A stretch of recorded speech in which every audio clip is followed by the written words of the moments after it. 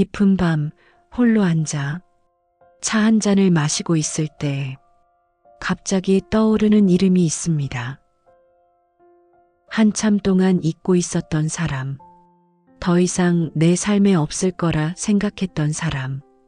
그런데 왜 이 고요한 시간에 그 이름이 마음을 스치는 걸까요? 살다 보면 이런 순간들이 찾아옵니다. 완전히 정리했다고 믿었던 관계가 예상치 못한 순간에 다시 우리 앞에 모습을 드러낼 때가 있습니다. 꿈속에서 만나기도 하고, 길을 걷다가 뒷모습을 보기도 하고, 때로는 정말로 연락이 오기도 합니다. 그럴 때 우리 마음은 한순간에 과거로 돌아갑니다. 차갑게 식었다고 생각했던 감정들이 다시 온도를 갖기 시작하고 잠들어 있던 기억들이 하나둘 깨어나기 시작합니다. 오늘은 그런 순간들, 떠난 인연이 다시 돌아올 때 우리가 느끼는 복잡한 마음과 그 속에 담긴 깊은 의미에 대해 함께 살펴보려고 합니다. 불교에서는 모든 만남과 헤어짐에 깊은 뜻이 있다고 가르칩니다. 돌아오는 인연 역시 우연이 아닌 필연일 수 있습니다. 사람의 기억이라는 것은 참으로 신기합니다. 평소에는 전혀 생각나지 않던 사람이 어떤 특별한 순간에 갑자기 선명하게 떠오르곤 합니다. 비슷한 향기를 맡을 때, 비슷한 음악을 들을 때, 비슷한 풍경을 볼 때, 그 사람과 함께했던 시간들이 마치 어제 일처럼 생생하게 되살아납니다. 그럴 때 우리는 깨닫게 됩니다. 진정한 이별이라는 것이 얼마나 어려운 일인지를. 몸은 멀어졌어도 마음속 어딘가에는 그 사람의 자리가 여전히 남아 있었구나 하고 말입니다. 하지만 이것이 반드시 그 사람을 아직도 사랑하고 있다는 뜻은 아닙니다. 때로는 그 사람 자체보다 그 사람과 함께했던 시절이 나 자신을 그리워하는 것일 수도 있고, 때로는 그때의 순수했던 감정, 모든 것을 믿을 수 있었던 그 시절의 마음을 그리워하는 것일 수도 있습니다. 불교에서는 이런 마음을 업의 종자라고 표현합니다. 과거에 심어진 감정의 씨앗이 적절한 조건이 갖춰지면 다시 싹을 틀 수 있다는 뜻입니다. 중요한 것은 그 싹이 트는 것 자체가 문제가 아니라 그것을 어떻게 바라보고 어떻게 다루느냐 하는 것입니다. 지혜로운 사람은 떠오르는 감정을 억압하지도 않고, 그렇다고 그 감정에 완전히 휩쓸리지도 않습니다.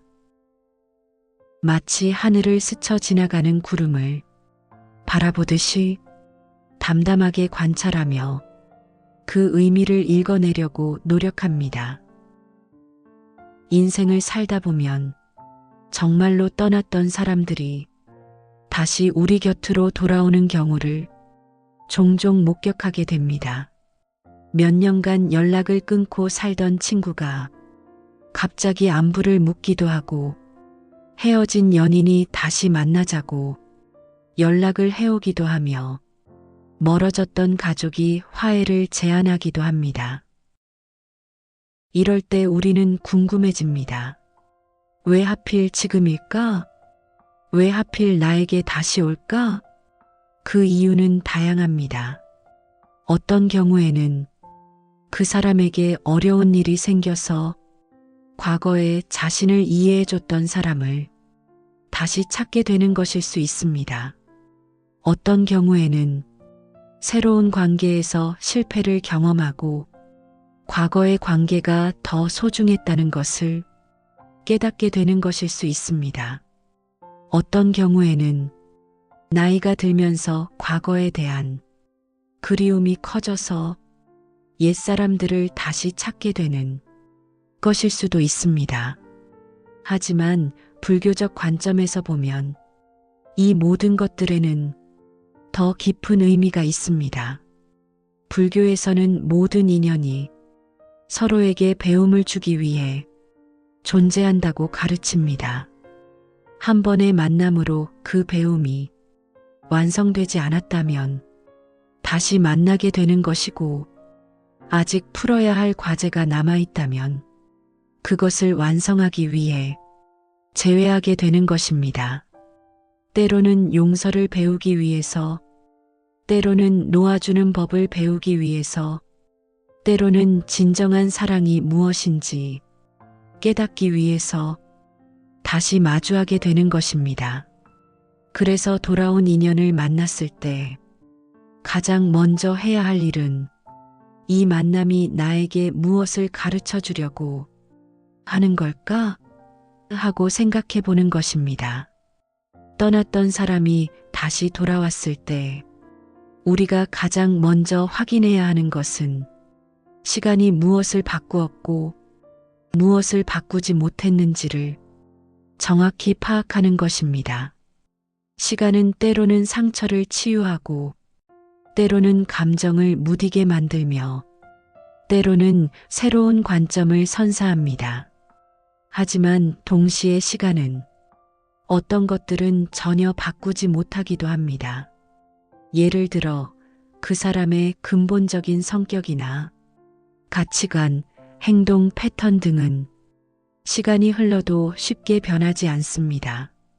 만약 예전에 그 사람 때문에 상처를 받았던 이유가 그 사람의 이런 변하지 않는 부분 때문이었다면 다시 만났을 때도 비슷한 문제가 발생할 가능성이 높습니다. 반면에 시간이 바꿀 수 있는 것들도 있습니다. 나이가 들면서 생기는 지혜, 다양한 경험을 통해 얻게 되는 성숙함, 인생의 우선순위 변화 등은 사람을 완전히 다른 존재로 만들 수 있습니다. 특히 큰 시련을 겪거나 중요한 깨달음을 얻은 사람은 예전과는 완전히 다른 모습을 보여줄 수 있습니다. 그래서 돌아온 사람을 판단할 때는 과거의 기억에만 의존하면 안 됩니다. 지금의 그 사람이 어떤 사람인지 새롭게 알아가려는 마음가짐이 필요합니다. 하지만 동시에 성급하게 사람이 변할 수 있어라고 믿어서도 안 됩니다. 진정한 변화는 말이 아니라 행동으로 증명됩니다.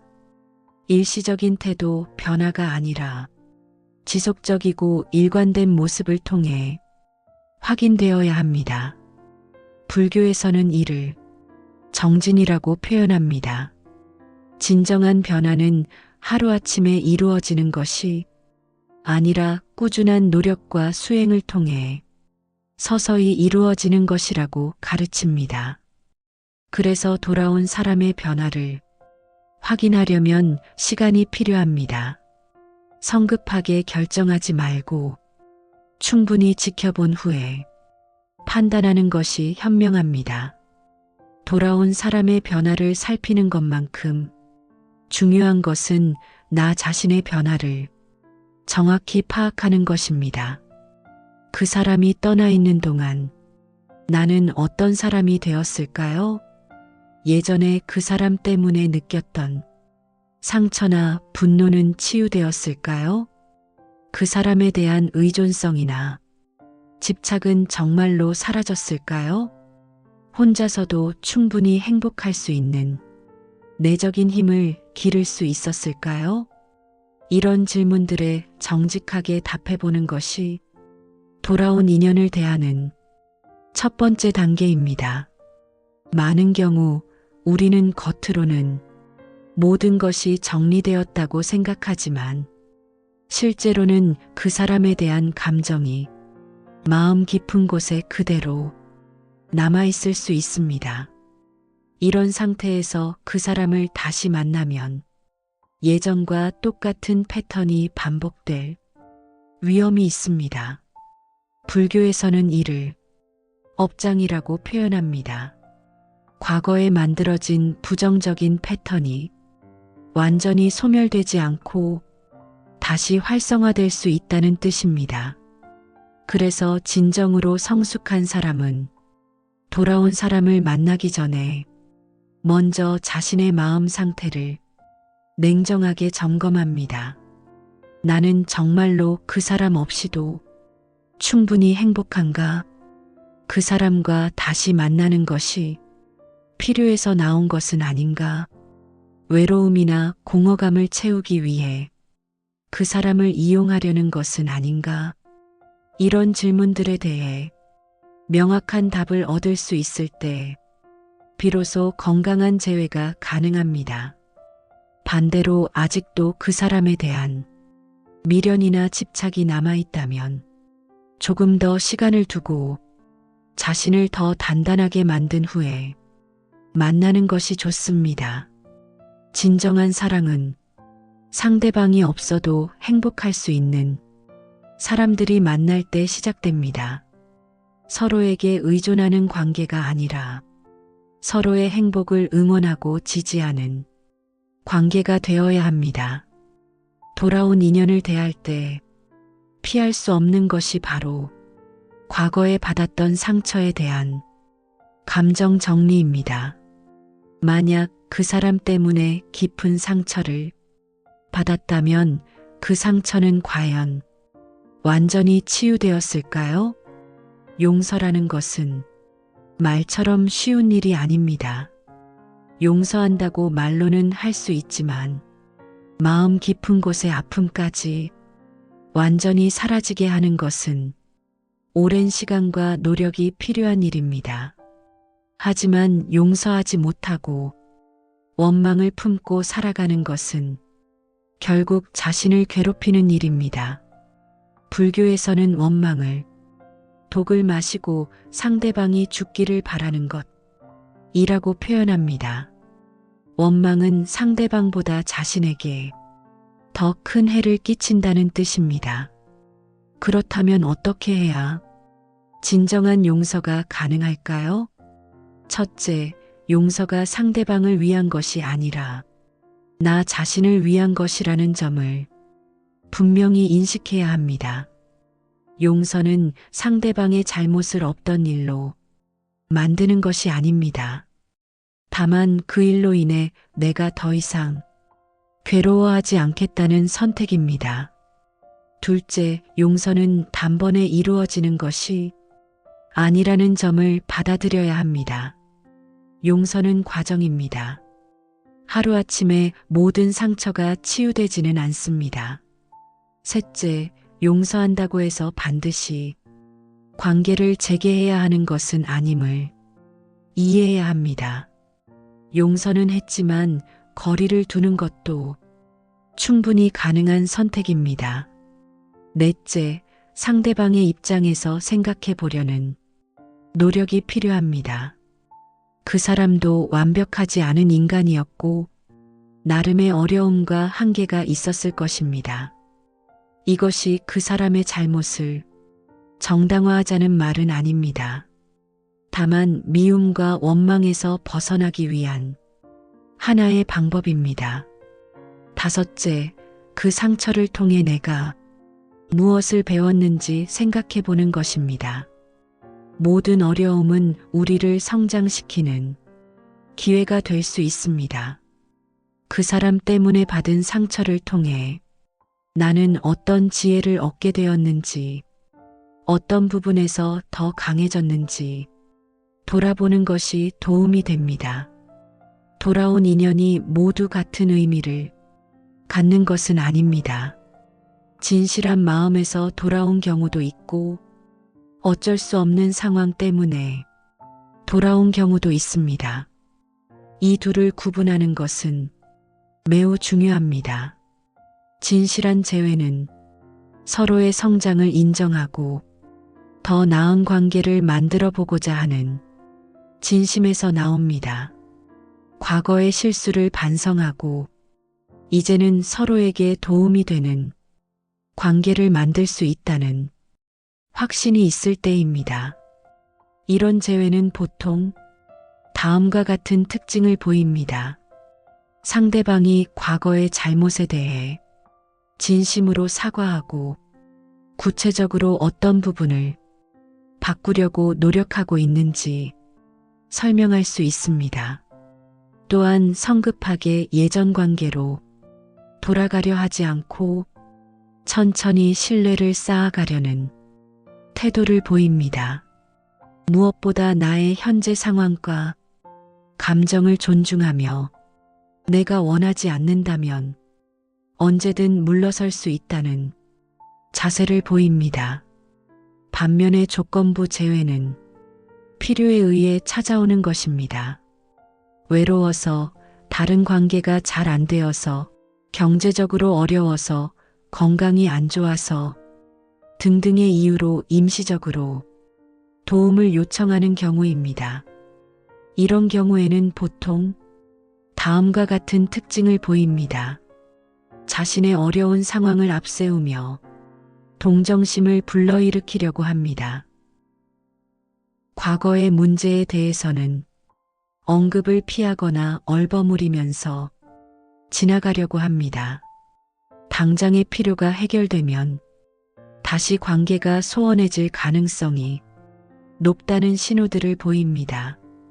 나의 감정이나 상황보다는 자신의 필요를 우선시하는 태도를 보입니다. 불교에서는 진정한 사랑은 조건이 없다고 가르칩니다.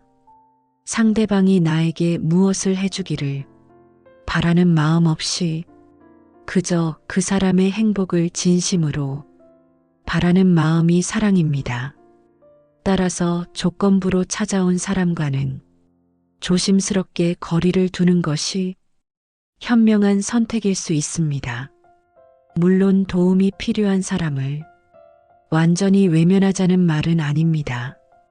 다만 그것이 건강한 관계로 발전할 가능성이 낮다는 점을 분명히 인식하고 접근해야 합니다.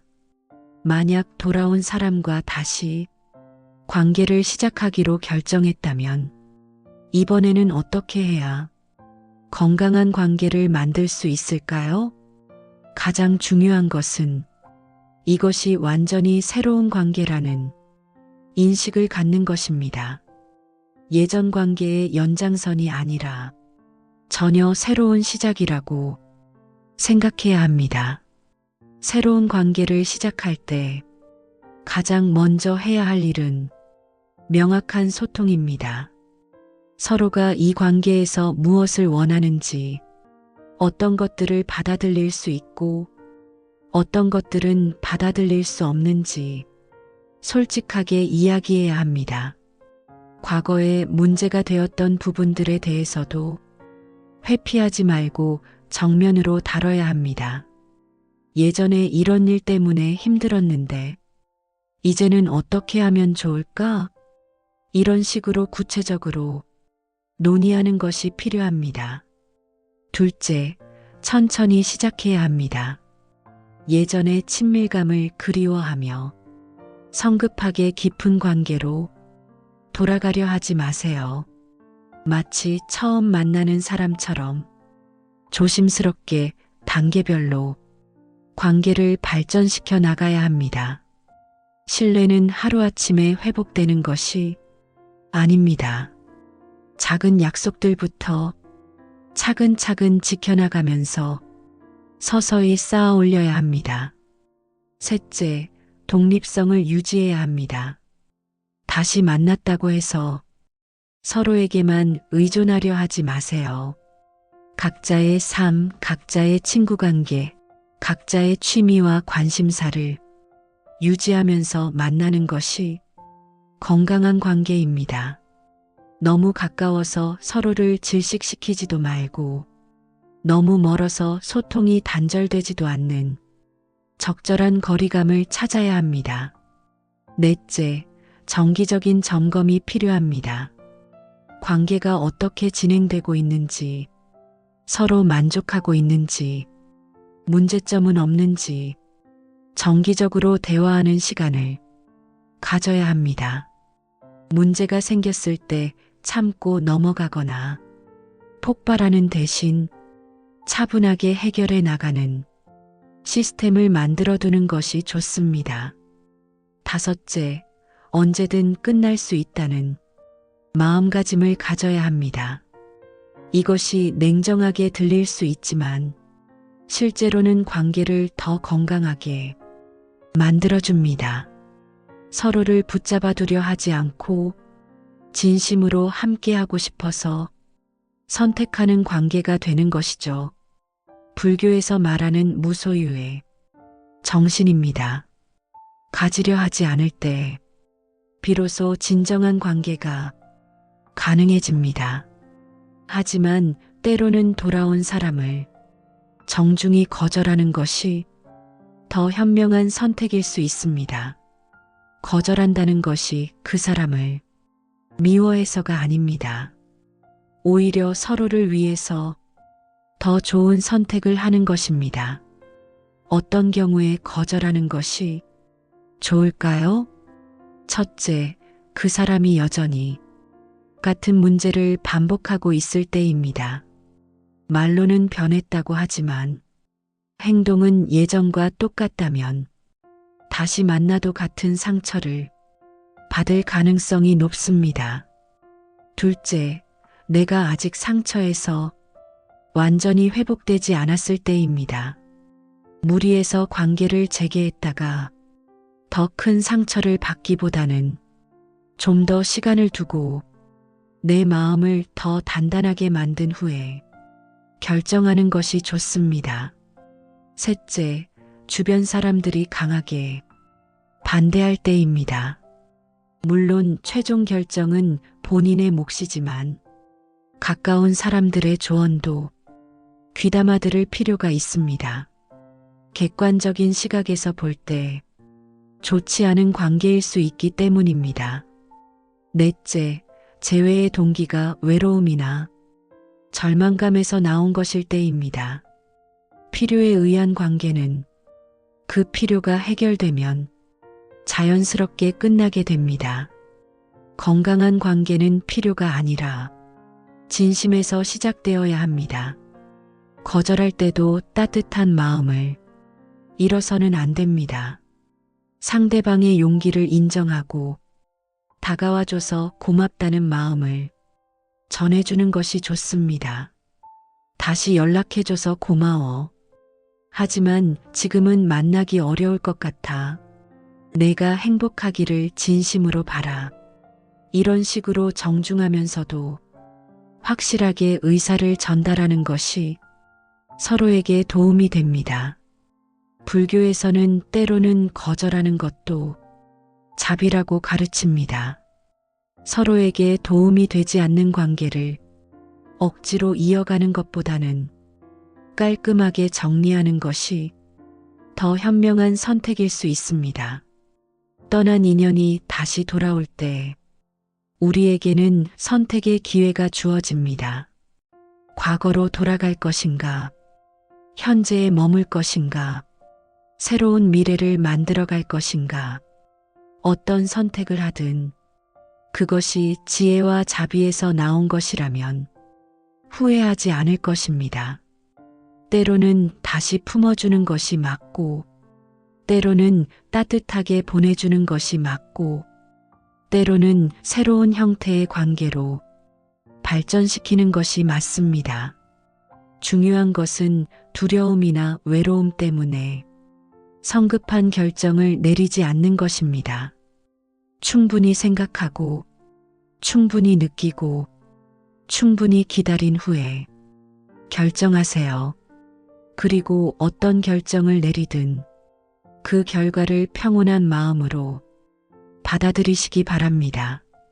모든 만남과 헤어짐은 우리를 성장시키기 위한 소중한 가르침입니다. 돌아온 인연도 마찬가지입니다. 그 만남을 통해 더 지혜로워질 수 있다면 그것만으로도 충분한 의미가 있습니다. 여러분의 선택이 어떤 것이든 그 선택이 평안으로 이끌기를 마음으로부터 기원합니다. 댓글로 여러분의 마음도 나눠주세요. 그 하나하나가 누군가에게는 큰 위로와 힘이 됩니다. 깨달음의 길이었습니다.